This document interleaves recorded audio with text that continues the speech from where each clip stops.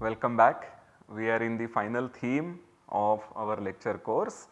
The theme is entitled continued fractions. So, these are basically fractions which are continued in some way. More precisely, a continued fraction is an expression of the following form. Here these integers ai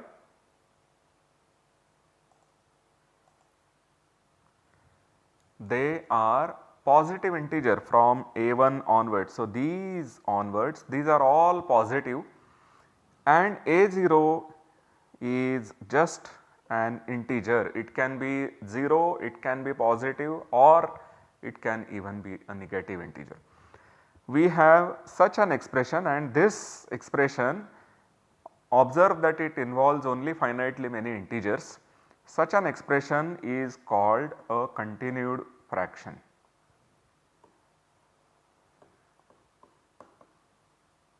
It is being called like this because it involves fractions and they are continued in some sense.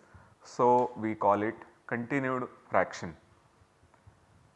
We also saw an example in the last lecture that 15 by 11 can be written as a continued fraction in the following way. Moreover, this is not quite unique such expression because the last integer 3 can also be written as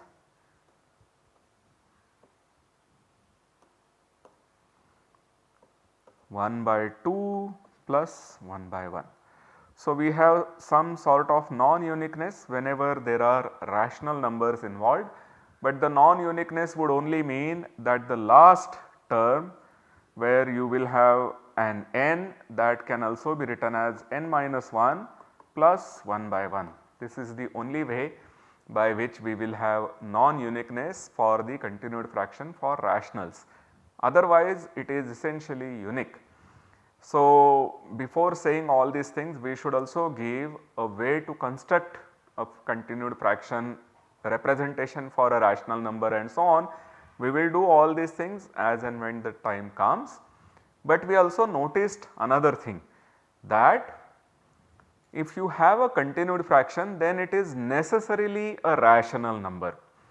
Observe that a continued fraction is obtained by starting with an integer and then you write it as 1 upon a.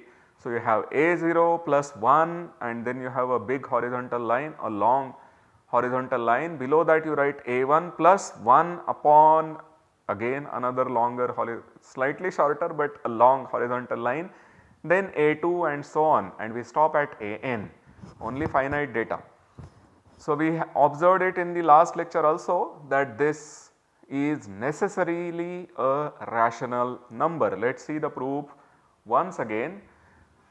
So, suppose theta n denotes this continued fraction, then theta n is a rational number, and as one would expect this proof follows by induction on n. So, induction will start with n equal to 0 or n equal to 1 wherever you want. So, we observe that a0 is of course a rational number. So, if your n was 0, so we are done. If n is 0, moreover any theta n can be written as 1 a0 plus 1 upon, here I will write it as theta prime n minus 1, where theta prime n minus 1 has a continued fraction expansion or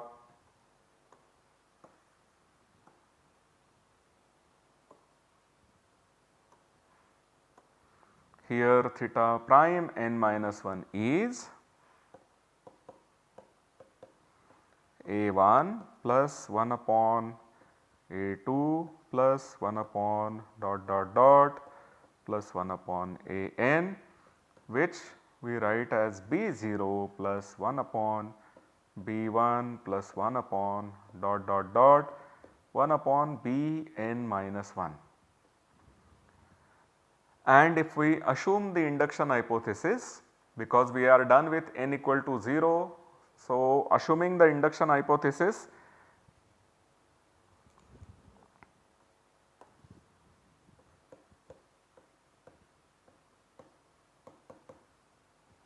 assuming the induction hypothesis, theta n minus 1 prime is a rational number.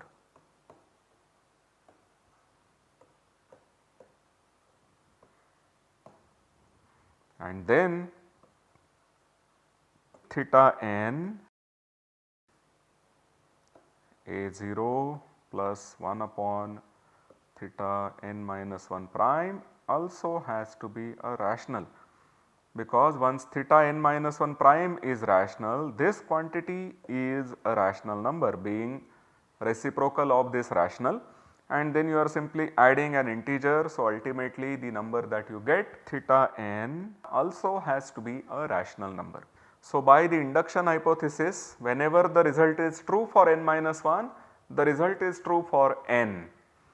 Once you have a continued fraction expansion, a continued fraction representation having a0, a1 up to an, and if the for any a0, a1 up to an minus 1, if you have that the corresponding number is rational, then we prove that the number for a0 up to an is also rational. Of course, we have proved that for n equal to 0, the result holds. So, by the method of induction, this result is now done. So, every continued fraction is a rational number. Is the other way also true? If we have a rational number, is it equal to a continued fraction? That is also true. So, every rational number, if you start with a q in rationals, then it can be written as a continued fraction. Remember, continued fraction is essentially given by the sequence a0, a1 up to an, where a0 is an integer and a1, a2, an are natural numbers. So, we want to write q, a rational number, in this form. Suppose our q has the form a by b, where a is an integer and b is taken to be natural number. So, our b is taken to be positive, and we will also have that a by b is 1. The GCD of a and b is 1. This is our standard requirement. Now, a might be less than b or a might be bigger than b. So, what we do first of all is that we apply the division algorithm to a and b. So, by division algorithm,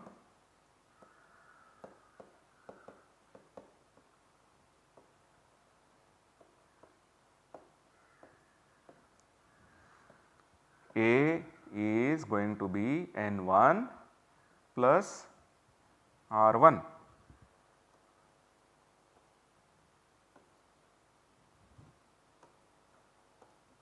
A is going to be n1b plus r1, where your r1 is strictly less than b, and of course you have that n1 is an integer.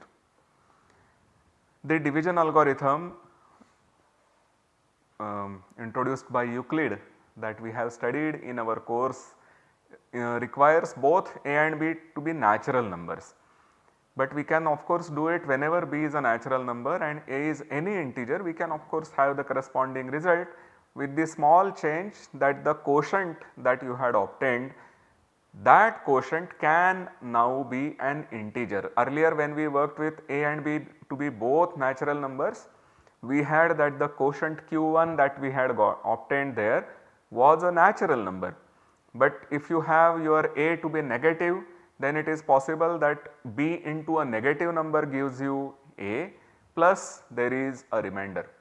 So, we will now take the n1 to be an integer and r1 is now a positive integer with the property that it is between 0 and b, but it is not equal to b. So, with this we then have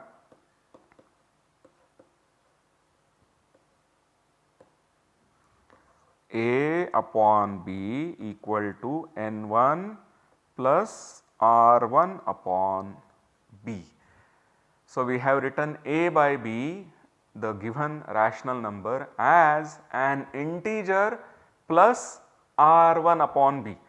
Now, this r1 can be 0 or it can be non-zero, but it is strictly less than b.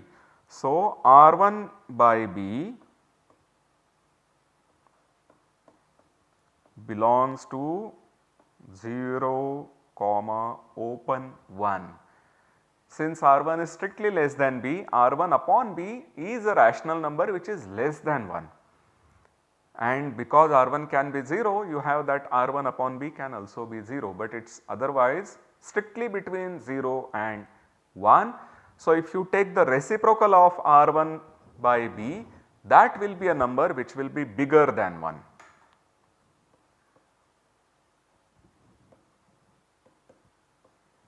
We have q equal to a by b to be 1 n1 plus 1 upon b upon r1. Now, r1 is less than b and so we can apply the division algorithm once again to the pair b comma r1. So, we get b equal to n2 r1 plus r2 with 0 less than or equal to r2 strictly less than r1. Now, all these are natural numbers because our b is a natural number, r1 is a natural number. So, n2 is natural, r2 is natural and moreover r2 lies between 0 and r1 with possible equality at 0. So, this gives q equal to a by b, which we have written as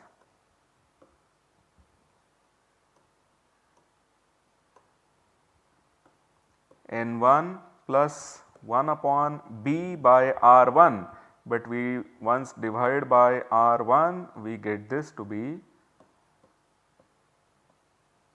n2 plus r2 by r1. Once again r2 by r1 is strictly less than 1. So, you invert that and repeat the procedure.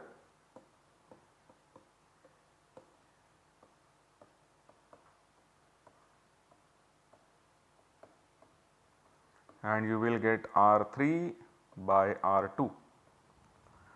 And notice here that the denominators that you are getting at all these levels, earlier we had b, then we got r1 which is strictly less than b, then we got r2 which is further strictly less than r1 and so on. If you continue this way, you are going to get denominators which are strictly decreasing, and these decreasing denominators will eventually reach the number 1, which is where the Euclidean algorithm concludes to give you the GCD of a and b, which is going to be 1 because we have assumed that a and b are co-prime. So, once this reaches 1, then we will conclude this process. Once Ri becomes 0, this process concludes to give a continued fraction representation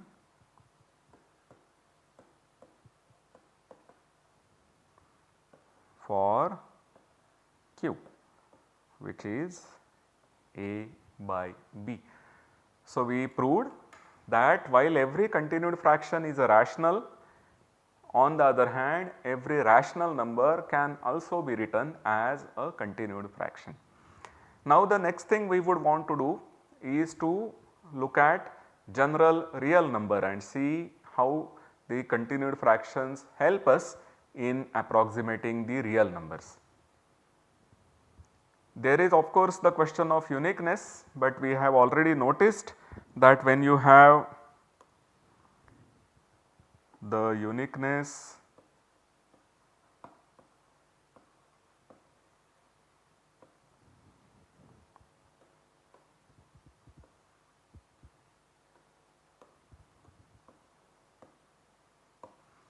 does not hold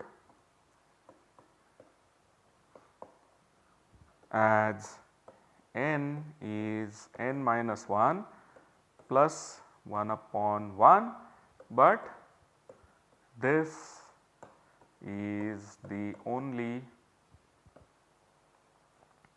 possible such instance.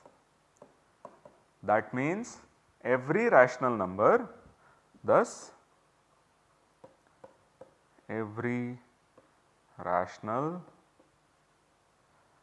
has two representations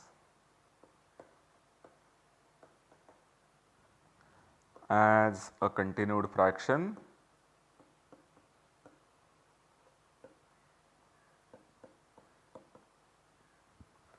with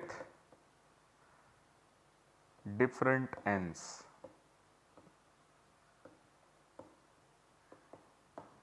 So, if you have a continued fraction representation for n integers involved there, then you will have another with n plus 1 integer or n minus 1 integer. So, this is the only difference that we will have for a continued fraction representation for a rational number. This is the small thing that we have to be careful about whenever we want to write any rational number as a continued fraction. But the algorithm that we have expressed is going to give us the continued fraction for the given rational number. Note that even if you have two representation for the same continued fraction, one with n integers involved and say another with n plus 1 integers, the value of the continued fraction does remain the same. So, unless you have to really work with the numbers which are there involved in the continued fractions, unless you have to do that, you do not really have to worry about this question of non-uniqueness. Okay. So, we would further want to see that every real number theta is a limit of continued fractions in some sense a unique way. So, I expect that all of you know how the real numbers are constructed from rational numbers. There is some small bit of analysis which we will have to consider here. So, everybody knows that this is the set of rational numbers. You have a by b, where a is an integer, b is a natural number, and we will also assume that a by the GCD AB is 1. This is the set of rational numbers, and if you have the real line, then the rational numbers can be plotted on this real line. You have 0, you have 1, 2, 3, minus 1, minus 2, minus 3. Then you have 1 by 2, this is 3 by 2, 5 by 2, minus 1 by 2, minus 3 by 2, minus 5 by 2, and so on. We can continue this way, but the distance between the two rational numbers will become smaller and smaller once you increase the denominator. So, for instance, 1/3 will come somewhere here, 2/3 comes somewhere here, then this will be 4/3 and this will be 5/3 and so on, and on this side they are negatives. So, this is also a fact that any real number, now what is a real number? So, one way you can think about real numbers in an intuitive sort of way is any number which can be plotted on this real line. You take your pen and point it anywhere. Suppose I point it here. So, I am looking at this real number. Anything that can be plotted. So, the real number now is the quantity which is the distance of 0 to this particular point. So, any such point will give us a real number once we have specified where we are putting 0, and once we define what is 1, that will decide what is the unit. Once you have that, then any point on the real line gives rise to a unique real number. And it is clear that any real number is always a limit of rational numbers. So, this is expressed by saying that the set of rational numbers is dense in the set of real numbers. There are many ways to obtain the sequence of rational numbers converging to a given real number. What you can do is that first of all you can look at all integers. Now, distance between any two integers is at most 1, any two consecutive integers is at most is equal to 1, and your real number theta has to belong to some such consecutive pair of consecutive integers. We have the whole real line which we are going to cut into several sub intervals of length 1 whose endpoints are integers, and then your real number will have to belong to some certain n to n plus 1.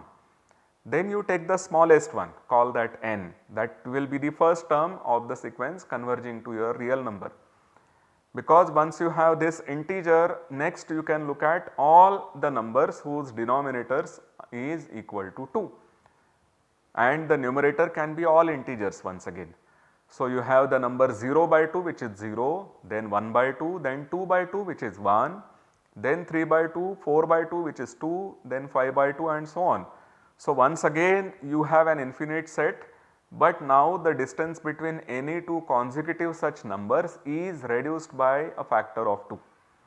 Earlier we had integers where the distance was 1, now we have these rational numbers whose denominator is 2 or 1, and so the distance between any two such numbers is equal to any two consecutive such numbers is 1 by 2, and your theta has to belong to one such subinterval. So, we will again take the one which is just preceding your theta. So, you have gotten another element, possibly it is the same element that you obtained in the first step, but it could also be some new element. So, this is your second element. Earlier element had the property that your theta and your earlier element were bound, the distance between these two was less than or equal to 1. Now, the second entry of the sequence that we are going to construct has the property that theta and this second entry, the difference of the two is less than or equal to 1 by 2. Then you will go to the rational numbers whose denominators are 3. So, you will have 0 by 3, 1 by 3, 2 by 3, 3 by 3 which is an integer, 4 by 3, 5 by 3, 6 by 3 which is an integer, same on the negative side, and once again you get third entry of your sequence with the property that the distance now from theta of the third entry is less than or equal to 1 by 3. So, we just continue this way and you will get some number a by n. For every n you will get an a depending of course on n, such that the distance of theta and a by n is less than or equal to 1 by n, and a is an integer, and you can also always choose a by n to be less than theta, it is on the left hand side. So, when you look at mod theta minus a by n, it is actually theta minus a by n, that is a positive quantity because theta is bigger than a by n. So, we have this difference to be less than or equal to 1 by n, and this can be done for every n. As you let n go to infinity, we have that actually a sequence is constructed of rational numbers going to theta. Now, you could have taken the numbers coming after theta and that would give you another such sequence, or you could take the first term to be before theta, next one after theta, third before theta, fourth after theta and so on. So, there are many ways to construct these sequences. But what we want to know is whether there is a nice way to approximate real numbers by rational numbers. So, what we have constructed so far has the property that theta minus a by n has distance less than 1 upon n. Now, we may say that 1 upon n is a very big number. We want the distance to be less than 1 upon n square. We want to have, for every theta, we would like to have rationals of the form p by q such that mod theta minus p by q is less than 1 upon q square. We would like these rationals to come very close to our theta while keeping theta as small as possible. This is what we would want to do.